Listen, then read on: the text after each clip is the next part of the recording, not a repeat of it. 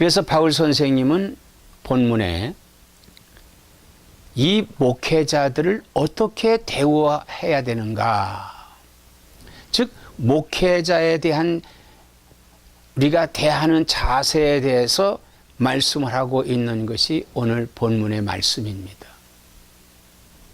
17절 말씀에 보면은 잘 다스리는 장로들은 배나 존경할 자로 그랬어요.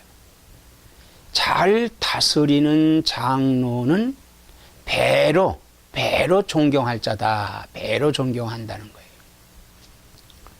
그러면 여기 장로라고 하는 표현이 나왔습니다. 목사라는 표현이 나온 것도 아니고 장로라고 하는 표현이 나왔는데, 이 장로라고 하는 단어는요, 이스라엘에 있어서는 정치 참여 지도자입니다. 정치하는 사람들, 이 사람들이 장로들이었어요. 그리고 교회에서는 가르치고 다스리는 직책의 직분명이 장로예요. 직분명이 장로입니다. 그런데 이 장로라고 하는 것은 워낙 연장자라는 뜻이에요. 연장자. 그래서 유대인들을 보면은 이 턱수염을 이렇게 길게 기른 그리고 나이 든 사람들, 연장자라는 그런 뜻이기도 하는 것입니다. 근데 이스라엘의 포로 시대, 바벨론 포로가 됐을 때 그들은 바벨론으로 포로가 돼서 잡혀갔기 때문에 이스라엘은 예루살렘 성전을 중심으로 해서 하나님 앞에 예배를 드렸습니다. 그런데 이 성전이 없기 때문에 그들은 하나님께 예배를 드리지 못했지요. 그래서 바벨론 포로 시기에 이스라엘 백성들이 해당으로 모였어요. 해당으로. 자, 해당이라고 하는 것은 건물 위주가 아니라 어떤 모여진 장소를 가리켜서 해당이라고 하는 것입니다. 그리고 그 해당에 장로를 세웠습니다. 해당장이라든지 거기에 그 리더 격으로 장로를 세웠습니다. 이렇게 해당의 장로를 세워진 것이 아마 신약교회에서 이 장로 제도가 나오게 됩니다. 장로 제도. 그래서 신약교회의 장로 제도는 둘로 갈려지는데, 첫째는 사도들과 사도들. 이 사도들을 장로라고 그랬어요. 그래서 베드로 같은 사람은 나 장로는, 이게 베드로전서, 베드로후서에 보면은 나 장로라는 표현을 썼습니다. 그러니까 사도라고 하는 그 명칭은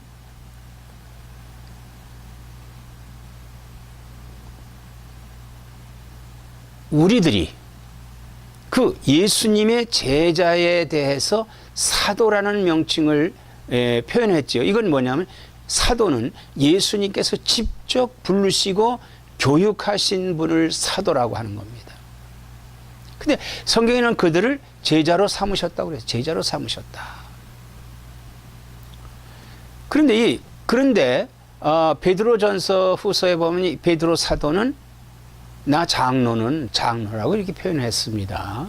그래서 첫째는 사도들과 그리고 그 사도들을 가리킵니다. 두 번째는 각 교회마다의 장로입니다. 각 교회마다의 장로. 그러니까 각 교회마다의 장로는 뭐냐 하면은 이 디모데 전서는 바울 선생님이 디모데에게 목회 서신으로 주신 말씀이거든요. 그러면서 이 디모데를 이곳의 목회자로 임명을 한 거예요. 임명을 했습니다. 이 교회의 목회자가 돼서 목회자로서의 행해야 할 바를 가르쳐 주시는 말씀이 본문의 말씀이다. 이 베드로 디모데 전서 후서 이 말씀이다 이 말인 것입니다. 그래서 이제 이 교회마다 장로인데 이는 현재의 목사와 장로입니다. 현대 교회, 현재 교회의 목사와 장로로 두 반이 있습니다. 이 장로가. 근데 목사를 대부분 그냥 목사라고 그러지 목사님 그러지 장로님 그러지 않거든요. 그래서 이 오늘날의 목사 그리고 장로는 일반 장로입니다. 일반 장로. 근데 이 목사와 일반 장로를 택하는 것은 목사는 노회에서 택합니다. 자격자를 어떤 자격 신학을 한 즉 MDB 과정을 마친 분들을 테스트해서 그리고 안수해서 교회로 파송하는 즉 임명하게 됩니다. 그래서 이 목사는 교회 대표로서 소속은 노회 소속입니다. 노회 소속이에요. 그러면 일반 장로님들은 교회에서 교인들이 선택을 해서 노회에다가 이분을 시치해 주십시오. 고시를 치러 주십시오 하고 고시를 치르고 합격한 분을 교회에서 안수하여 교회에서 임무를 맡아서 일하게 하는 것입니다. 그러므로 이 장로는 교인의 대표예요. 교인의 대표. 그래서 대부분 이 교회는 각 교단마다 좀 다릅니다만은 세례교인 뭐 35명 아니면 뭐 60명 이렇게 해서 장로 1명을 세우게 됩니다. 100명의 교회라면은 이 2명의 장로를 세울 수 있고 뭐 이런 식으로 비례해서 장로를 세워 즉 교인의 대표로서 장로를 세워서 이분들이 심우하게 됩니다. 그러면 목사 장로와 일반 장로의 차이점이 뭐냐? 보통 이제 목사라고 부르고 장로라고 부르지만 차이점은 목사는 강도권과 그리고 성례권이 있습니다. 그리고 축도권도 있습니다. 그리고 다스리죠. 그러면 일반 장로님들에게는 강도권과 성례권과 축도권은 없습니다. 물론 장로님들이 설교할 수 있어요. 이 강도권이라고 하는 것은 그 지교회에서 전적으로 말씀을 가르치고 말씀을 선포하는 것을 강도권이라고 합니다.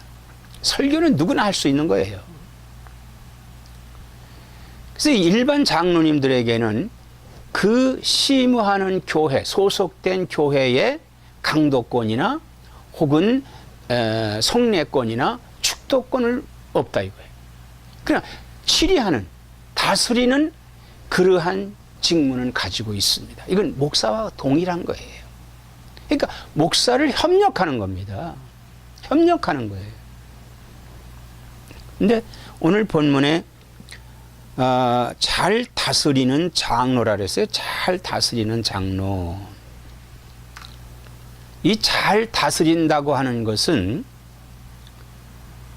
하나님 말씀을 바르게 선포하고 그리고 하나님의 말씀에 입각한 성례를 바르게 하고 성례는 세례와 성찬으로 나누어지죠. 우리는 두 가지예요. 그리고 축복권, 축도하는 행위입니다. 일반적으로 축복권은 다 갖고 있습니다만은 이 축도권은 목사에게만 있는 것이죠.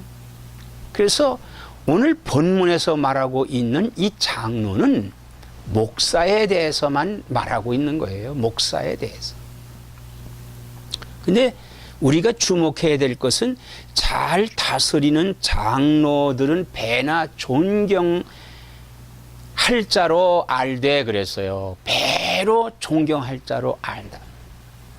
그러니까 존경한다고 하는 것은요. 존경한다고 하는 것은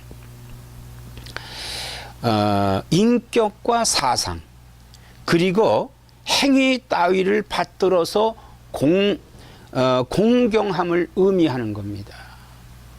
그 목사님의 인격과 그리고 사상 그리고 행위 따위를 받들어 공경함을 의미하는 것이 존경이다 이거예요. 그래서 대부분 이 교회들을 보면은요, 그 담임 목사를 닮습니다. 그 담임 목사의 신앙, 담임 목사의 인격, 그 담임 목사의 행위 같은 것을 대부분 신자들이 닮아요, 닮아. 마치 가정에서 자녀들이 아버지, 어머니를 닮듯이 이 성도들도 이 목회자들 닮는다 이거예요. 그래서 이 목회자는 참 중요한 직분입니다. 중요한 직분이에요.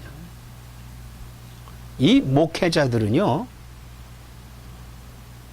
하나님께서 특별히 세워진 직분을 수행하는 사람들이에요. 그래서 잘 다스리는 장로가 돼야 된다. 잘 다스린다. 그러면 목회자가 무엇을 잘 다루어야 되느냐, 다스려야 되느냐? 첫째는요, 바른 말씀의 선포입니다. 바른 말씀의 선포. 바른 말씀의 선포라고 하는 것은 하나님께서 우리에게 주신 이 성경 말씀 그대로 선포하고 그대로 가르치고 그대로 행하게 하는 것이 잘 다스리는 것이다 이 말인 것입니다. 가끔 이 성도님들의 대화 가운데 이런 말을 합니다. 야, 목사님 설교 말씀이 참 재미있었습니다.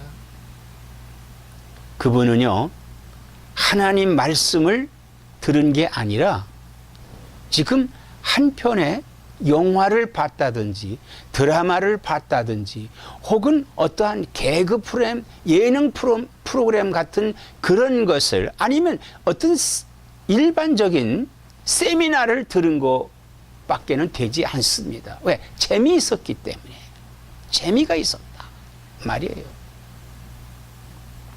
근데 어떤 분들은요, 그런 말씀을 듣고 참 웃기기도 하고 울리기도 하고 그런 말씀을 듣고 참 은혜로웠다라고 하는 경우도 있습니다. 자, 여러분, 은혜라는 말은 무슨 말이에요? 은혜는 거저받았다는 말이거든요. 거저받았다.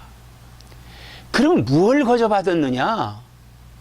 예수 그리스도로 말미암아서 내 죄를 가림을 받고 내가 구원받았다고 하는 것이 은혜입니다. 은혜예요. 즉 죽었는데 예수 그리스도의 구속으로 말미암아서 내가 다시 살아났다. 그래서 내가 구원받았다. 이게 은혜다 이 말입니다. 그런데 우리는 가끔씩 이 은혜라는 말을 잘못 사용하는 경우가 있습니다. 그래서 이 목사는요, 이 설교를 잘 해야 되는데 어떻게 해야 되느냐? 하나님의 말씀을 바르게 증거해야만 됩니다. 그러면 하나님의 말씀을 어떻게 바르게 증거하느냐? 어떻게? 성경 그대로를 전하는 겁니다. 성경 그대로 전하는 거예요. 전에는 그 해당에서는요, 성경을 읽었어요. 쭉 읽고 약간의 해설을 하고 마쳤습니다. 근데 요즘에는 성경을 본문을 정해놓고 그 성경의 본문을 따라서 강해한다든지 주해한다든지 혹은 그 말씀으로 설교를 하게 합니다. 그 말씀으로 설교하게 해요. 그러면 이 말씀은 뭐와 같으냐? 씨와 같다. 씨는 땅에 뿌리면은 반드시 싹이 나게 돼 있습니다. 그럼 어느 밭에 뿌려야 되느냐? 응? 돌짝밭에 뿌리면 새가 와서 먹습니다. 가시밭에 뿌리면은요, 나기는 나되 햇빛이 나면 그냥 시들어지고 죽어요. 그러나 좋은 밭에 뿌려진 씨는 30배, 60배, 100배의 결실을 맺게끔 돼 있다 이 말인 것입니다. 그러므로 우리 성도들은 좋은 밭으로 만들어야 돼요. 좋은 밭은 무슨 밭입니까? 회개한 밭. 내 안에 들어있는 추악하고 더러운 죄, 예수님을 부인하고 부정했던 죄, 이런 것들을 다 회개하고 말씀을 받을 때 내 안에서 30배, 60배, 100배의 결실을 맺는다고 하는 거예요. 그러므로 목회자가 중요한 것은 말씀 선포하는 일과 기도하는 일에 전념해야 된다 이 말인 것입니다. 그래서 일반적으로 교회에 성도들을 보살핀다든지 공계를 일삼는 것은 사도들이 7명의 일꾼을 택해서 그들에게 맡겼습니다. 오늘 일반 장로님들이 바로 여기에 해당되는 분들이에요.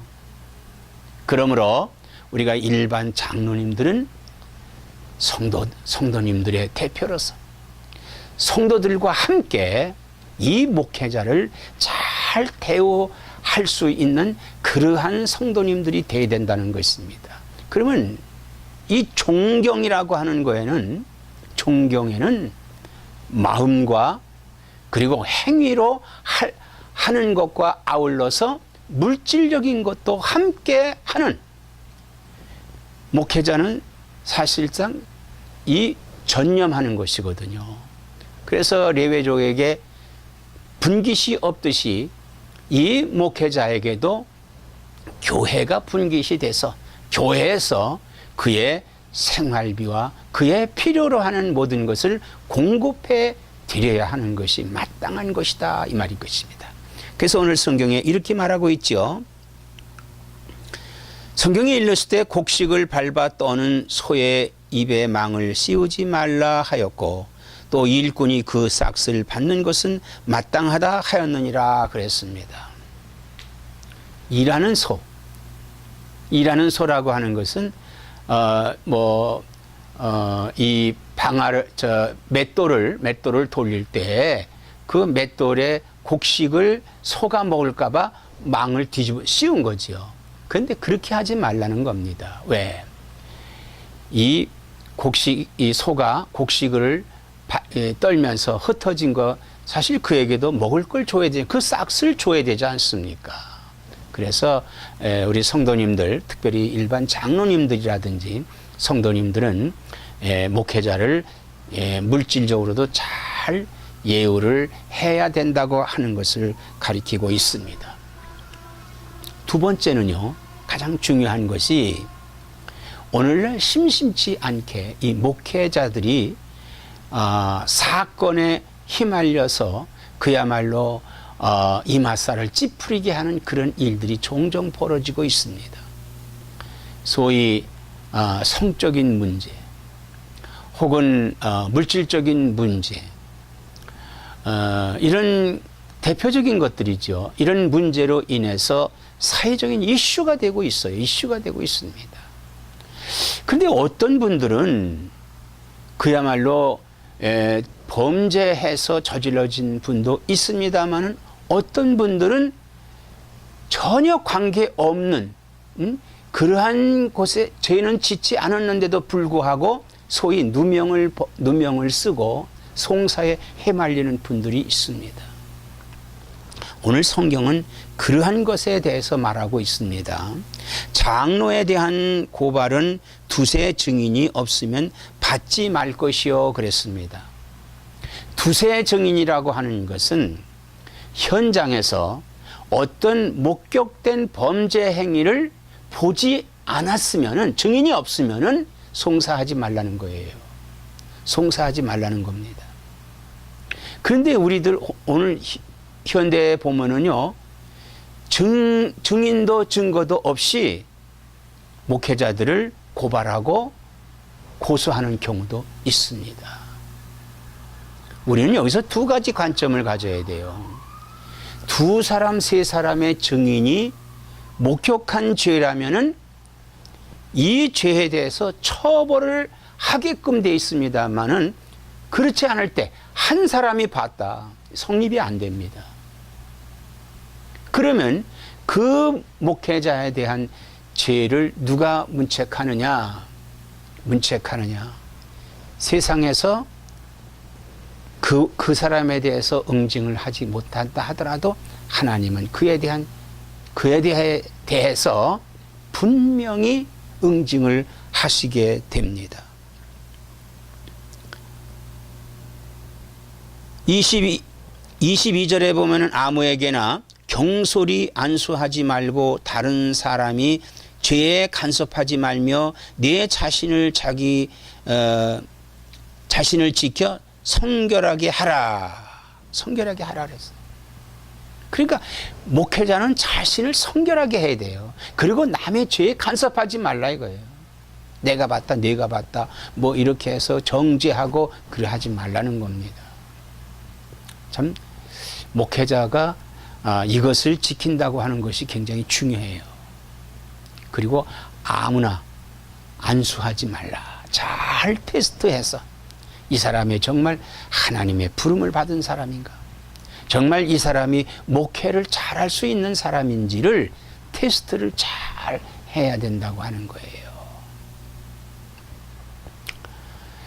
참 목사는 가장 중요한 것이 하나님의 부르심입니다. 부르심의 소명이 없는 사람을 목회자로 세우게 되면 항상 문제는 발생하게 돼 있어요.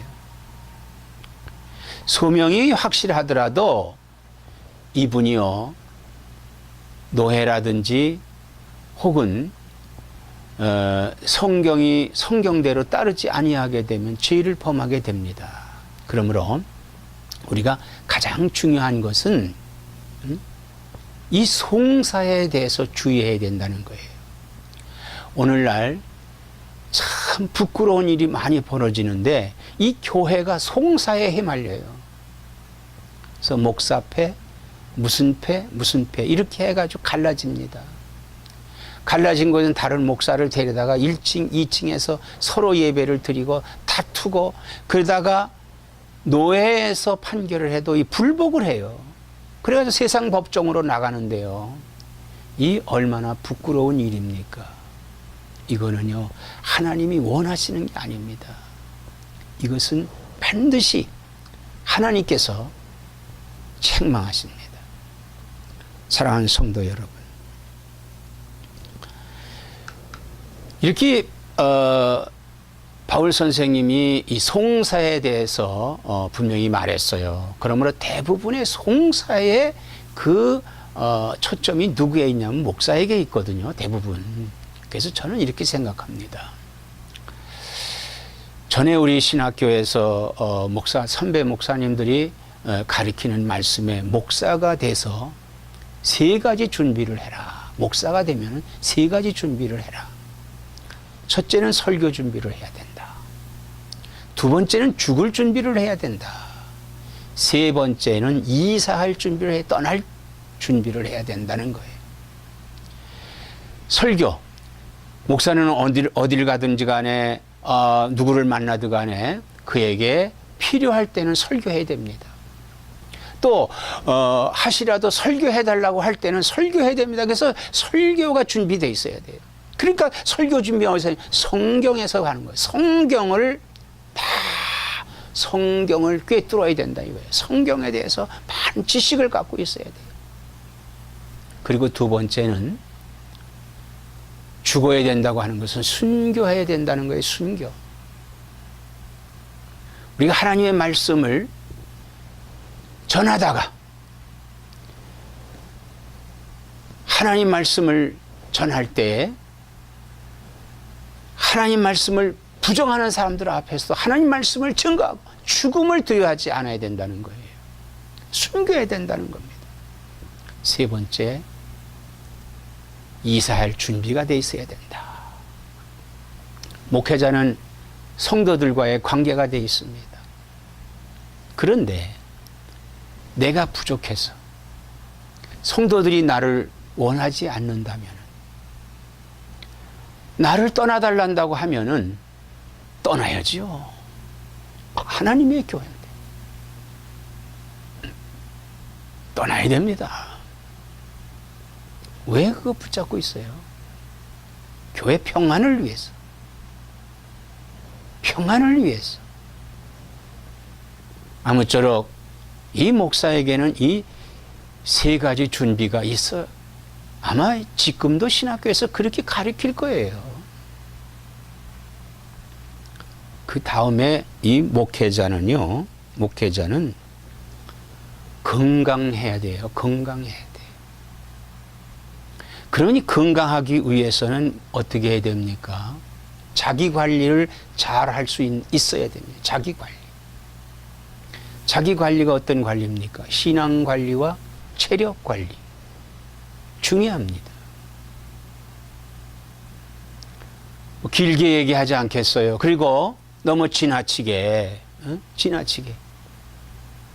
약을 안 먹는다든지 혹은 병원을 기피한다든지 해서 자기의 건강을 해치면 결국은 교회에 손해를 끼치는 거예요. 성도들에게 손해를 끼치는 겁니다.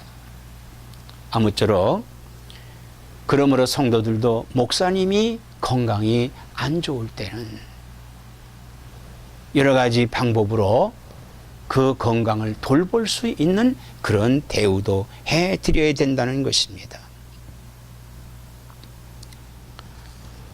마지막으로 어떤 사람들의 죄는 밝히 드러나 먼저 심판에 나아가고 어떤 사람들의 죄는 그 뒤를 따르나니 그랬어요.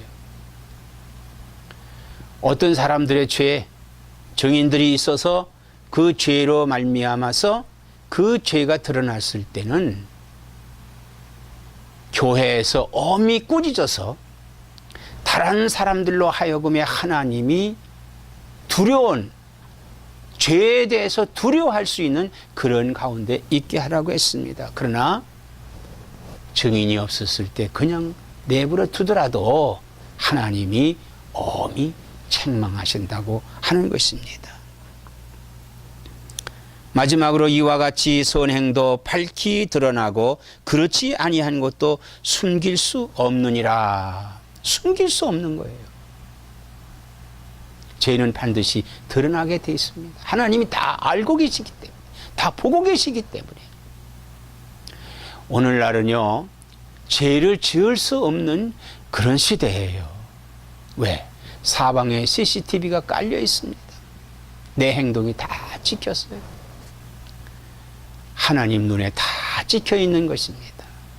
아무쪼록 사랑하는 성도 여러분, 오늘 우리들이 신앙생활을 하면서 가장 근접하게 함께 신앙생활을 우리에게 윤택하게 할 수 있는 것이 목회자입니다. 그 목회자들을 잘 대우했을 때 사도 요한이 축복한 것, 내 영혼이 잘된 것 같이 내가 범사에 잘되고 강건하기를 내가 간구하노라 그랬습니다. 목회자의 관계가 잘 맺어지면 영혼이 잘 됩니다. 범사가 잘 됩니다. 그리고 강건한 축복을 받게 됩니다. 아무쪼록 이 복을 받아 누리는 나와 여러분 되시